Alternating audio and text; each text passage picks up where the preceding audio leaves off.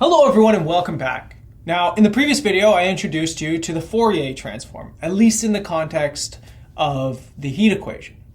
And what I would like to do is now use our new tool to better understand the heat equation on an infinite line.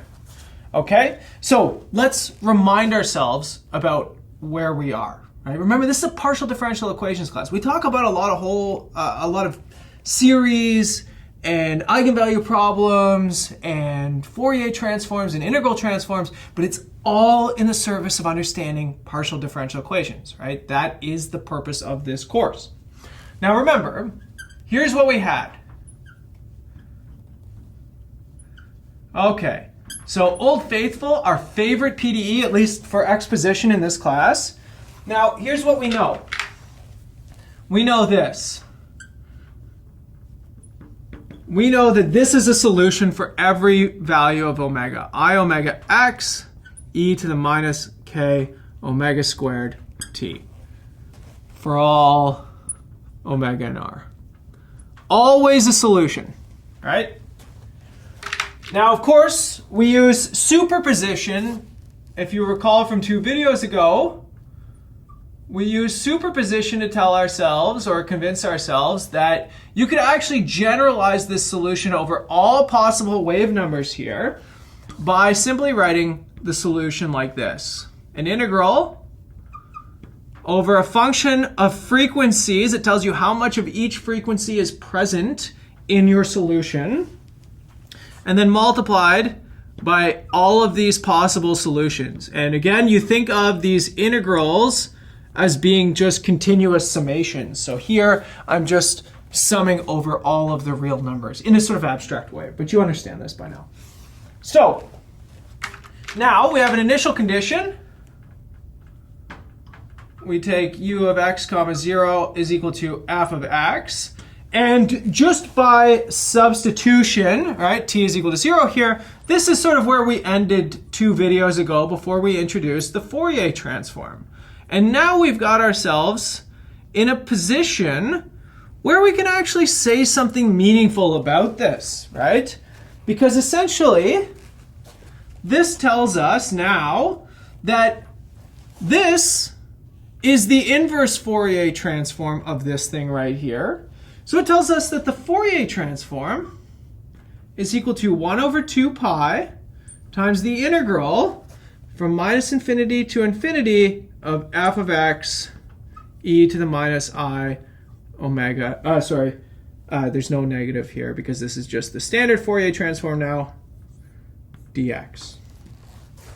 Right? And again, this should kind of make sense, right? This tells you that each one of these is a frequency function. Think of it as sines and cosines, right?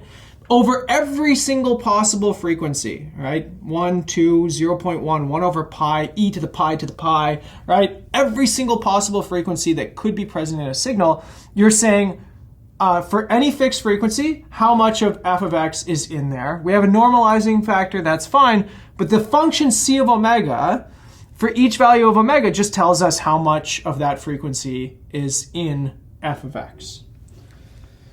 So now what I'd like to do is I'd like to use my Fourier transform pair and substitute this back into the solution here, okay? So now I get u of x comma t is equal to, okay, now I've got a double integral, so things are going to kind of get a little bit ugly, but all I'm doing is substituting here, okay? Now, because I'm doing this, I need dummy variables for integration here. I'm going to use x bar again, just like I used in the previous video. E to the I omega x bar dx bar. And then e to the minus I omega x e to the minus k omega squared t d omega. And let's clean this up a little bit for a moment. And what I'm going to do is I'm going to take these 2 things, I'm going to kind of put them together. And so let's pull the 1 over 2 pi out front. Okay, that's just a constant, not bothering anyone. And here Now, let's swap the order of integration. Now, technically, if you've learned something like measure theory, you know that to swap integrals is, something we kind of do in early calculus without thinking about it. But technically, it requires something called Fubini's theorem. Now, fortunately, these exponentials, they satisfy Fubini's theorem, so we don't have to worry.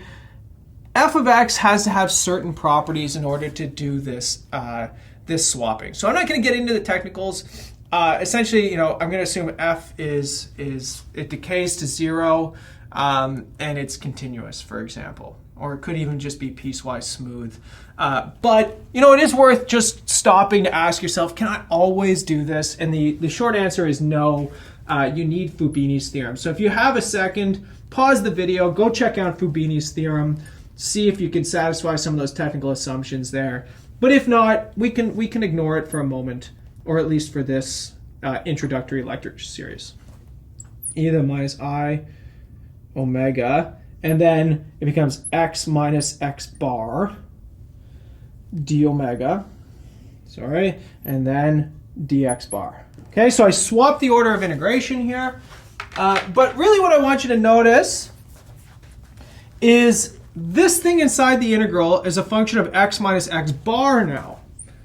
Okay, so sometimes I'm going to denote this as g of x minus x bar, and essentially, so g of x as a function, this is this sort of integral. Okay, so let's take a look. It's just what I have written up here. It's just that the argument here is x minus x bar, but this is really, e to the minus I omega x d omega. But that's kind of interesting, right? Because that's a Fourier transform. So that means that this is the Fourier transform ft of e to the minus k omega squared t. Now, what is that function? That, my friends, is a Gaussian. So this function over here is also a Gaussian. Now, we typically call this thing the influence function, right? It takes information from every point in space due to this integral and uses it to get information about a specific point in space, right? So sometimes you would encounter something like this. These things are sometimes called kernels. They're integral kernels, right? So let me write down some information here for a second, and then we'll come back to this idea of a kernel.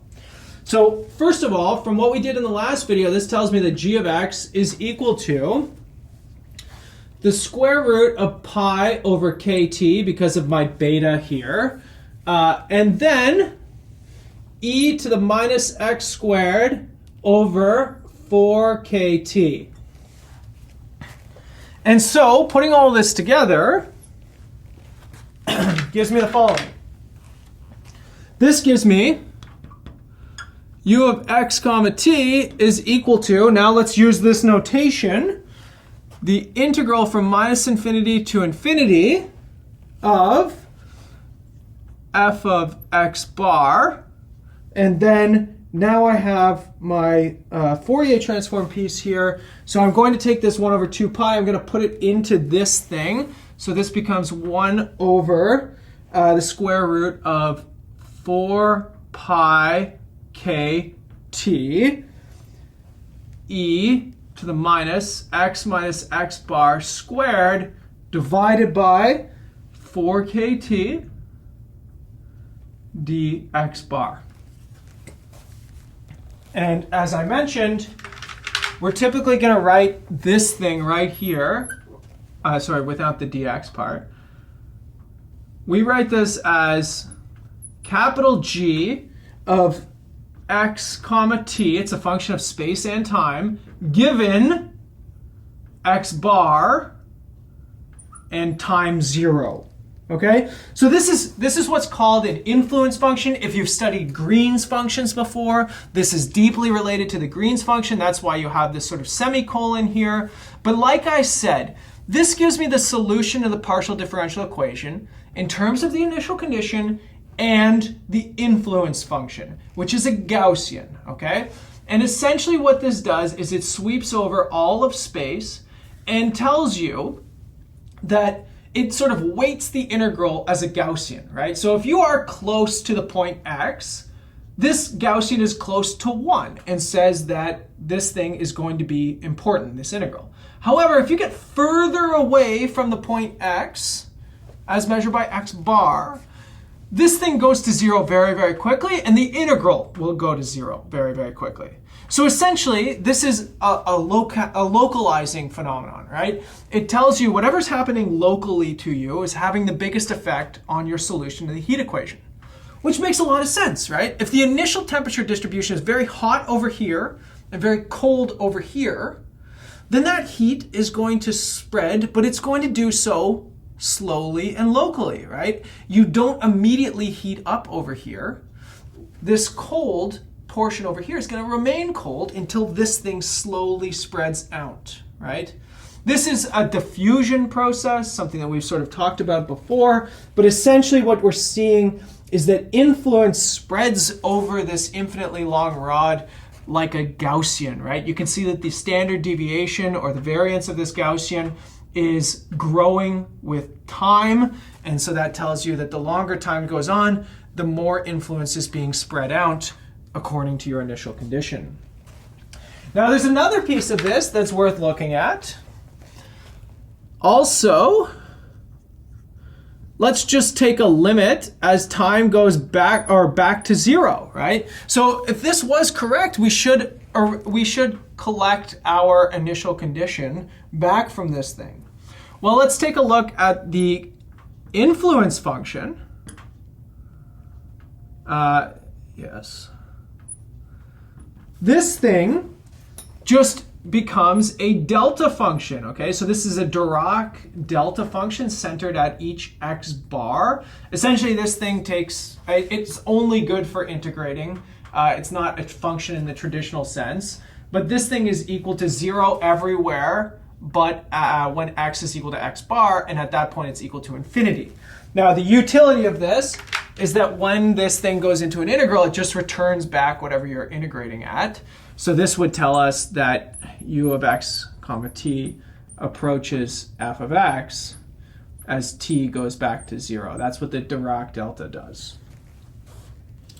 And so you can use this influence function to describe what's called the fundamental solution to the heat equation. Now, again, if you've studied Green's functions in the context of ordinary differential equations, this is very much related. And if you've done that, then you've seen Dirac deltas before. But essentially, how you talk about a fundamental solution. A fundamental solution comes from taking an initial condition that is itself a Dirac delta function. So here's what you can think of. Again, the Dirac delta function is not actually a function in the traditional sense. Here's what this is abstracting. This is abstracting a point source singularity of heat in the rod. Okay, so again, remember this thing's equal to 0 everywhere, but at 0. And at 0, it's sort of equal to infinity, abstractly. Okay, what that means is you're talking about an initial condition to the heat equation that has heat localized at exactly one point in space. Everywhere else, temperature is 0, and then there's just a really, really hot heat source right in the middle of this thing. That's sort of what we're abstracting here. Well, our solution becomes this. Our solution becomes the integral. Now, here I've got f of x playing the role of delta x, and then I've got my influence function here. X bar, comma 0. The only reason we use the 0 in here is because we're saying that this is starting at time 0. If I had a t naught here, you would have to do t minus t naught and t minus t naught, okay? But for the most part, we're always going to start at time 0 because this thing doesn't depend on time. But again, if you're coming at this from the perspective of Green's functions, often you can start these things at different points in time, and it doesn't change much. But again, let's use the properties of the Dirac delta function here now. This thing becomes, well, it just becomes the influence function evaluated at x. So let's take a look at this. I get 1 over the square root of 4 pi kt e to the minus x squared over 4 kt. And this is what's called the fundamental solution. Fundamental solution of the heat equation. This essentially is describing how heat spreads over the rod, okay? So again, think about the initial condition as an infinitely localized heat source. And you would just like to ask yourself, how does heat spread generally, right? Well, you could start with all of your heat in one spot, and then you could ask yourself how that would spread out, because we would expect it to spread out, right? Another way you could think about this is this can also be used to describe chemical concentrations. You could imagine taking one sort of chemical concentration and just sort of dropping it into one single point, and you could ask yourself, how does this sort of diffuse into the medium? Well, what this is saying is that it spreads like a Gaussian, and that makes perfect sense, right? Think about what a Gaussian looks like. It's a big bell curve with the highest concentration or the highest heat at 0, where the initial point source was, but it spreads out. And again, here, as time gets larger here, this thing has a larger variance. So it's showing you that it's sort of spreading over the spatial medium, right?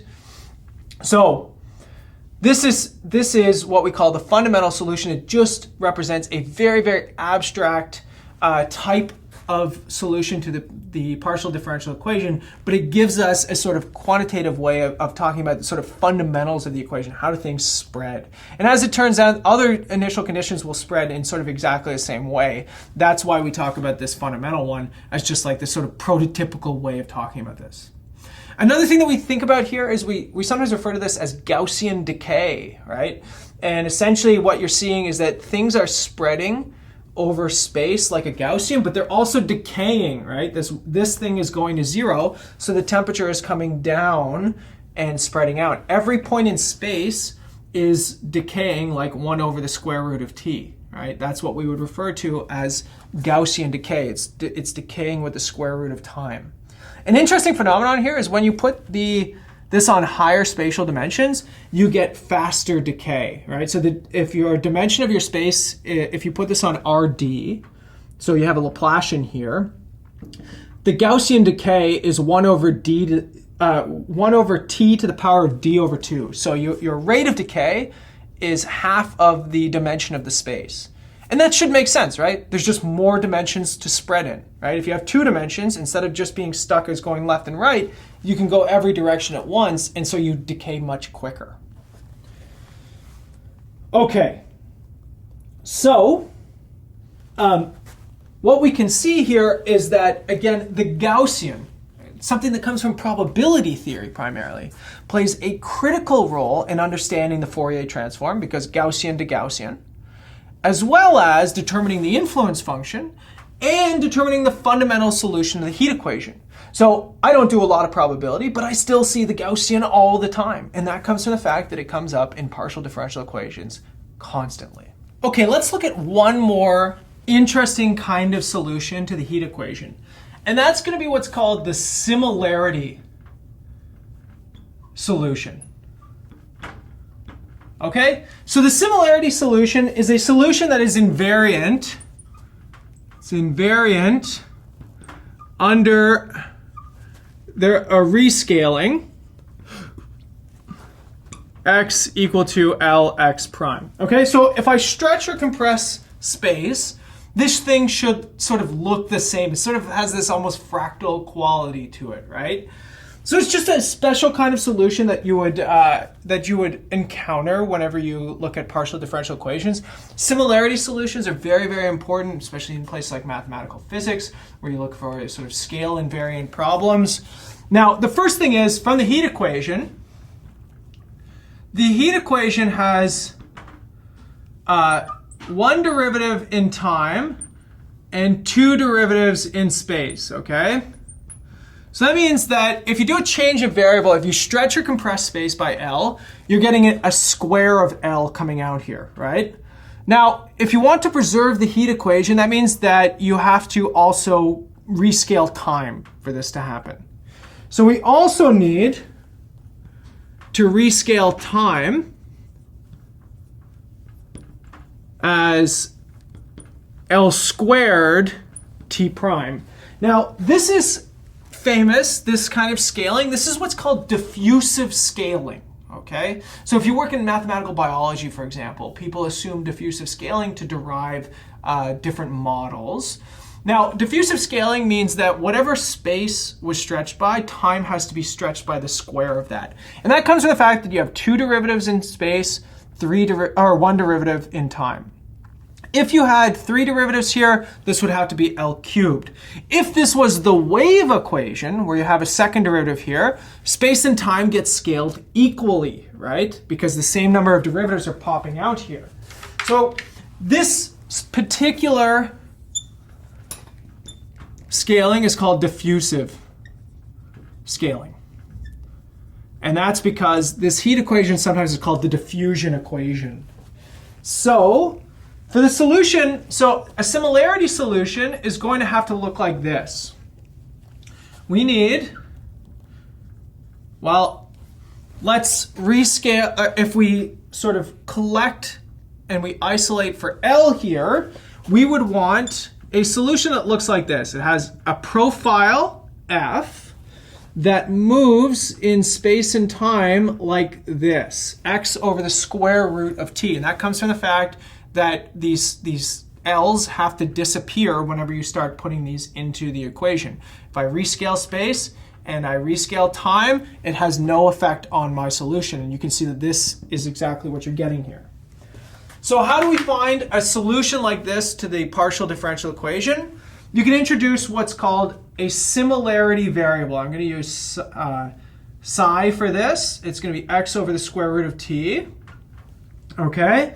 And essentially what this gives me is it tells me that my partial derivative with respect to time, this thing now is written as minus 1/2 x over t to the 3 over 2 f prime of psi. Assuming this solution right here, right? So if I take the partial derivative with respect to t, a nice chain rule application takes place here. I get the following. And if I take a second derivative with respect to space, well, in this case, I get 1 over t and then f prime of psi, right? So again, just the chain rule, nothing fancy. And so let's put both of these things together. And my heat equation now becomes this. Well, I get minus 1/2, and I'm going to collect the t's and the x's together. And so all I'm left with is x over the square root of t, right, after multiplying these things through, which is just psi, my similarity variable. F prime is equal to, k, sorry, this should be a double prime here, k f double prime. So that's interesting, right? This now is an ordinary differential equation for f. It is a second order differential equation, but it has no dependence on f whatsoever in here. So let's solve it. This tells me that the derivative of f after solving this ordinary differential equation is a constant and then times a Gaussian again. There it is again. We cannot get away from the Gaussian in this formulation. And unfortunately, this is still just the derivative, so we need to integrate this up again. And so now I get that my original function, which is just f of psi, this is going to be, say, a constant c2 plus c1, and then the antiderivative, 0 to psi, which is x over t to the 1/2, because I want to put this in terms of x's and t's again. So this is just 0 to psi. It's an antiderivative of my Gaussian term, e to the minus s squared over 4k ds. Which I can get rid of the 4k by doing a substitution of variables here. And actually I could just call this c2 times c3. This is going to absorb some constant, so I'll just call it a new constant. The integral from 0 to x over the square root of 4kt e to the minus z squared dz. So take a look. Gaussian again. We can never get away from it, it seems. But this is the interesting thing. The similarity solution involves a Gaussian, that's good. But it is actually the antiderivative of a Gaussian. Now, the antiderivative of a Gaussian is another function that is pretty well studied, maybe not as much as the Gaussian, maybe you're not as familiar with it. But inside of this is what's called the error function. Now this again comes from probability, where it's pretty well studied. If you've studied Z tables or Z scores, you've probably seen this thing before. It's typically denoted ERF, and in our case, it's going to be, its argument will be the square root of 4kt. But it's really just the sort of antiderivative from 0 up to some value of your Gaussian function, okay? Now, you can see that this does respect my diffusive scaling and my similarity solution here. This is sort of a unique solution to this problem, but again, the interesting piece here is that it involves a Gaussian, okay? And the other thing you can see, Gaussian spread, right? The Gaussian spread is taking place here because you're integrating further and further forward or backwards in space, depending, right? If you fix a value of x, then this t value is going to cause your integral to get larger and larger and larger. You have longer influences over time going on. Okay, so with that being said, in the next video, we're going to come back to talking about the Fourier transform again. We're going to look at some properties of the Fourier transform and then keep pushing forward with Fourier and partial differential equations, even the wave equation. So I'll see you all in the next video, everybody.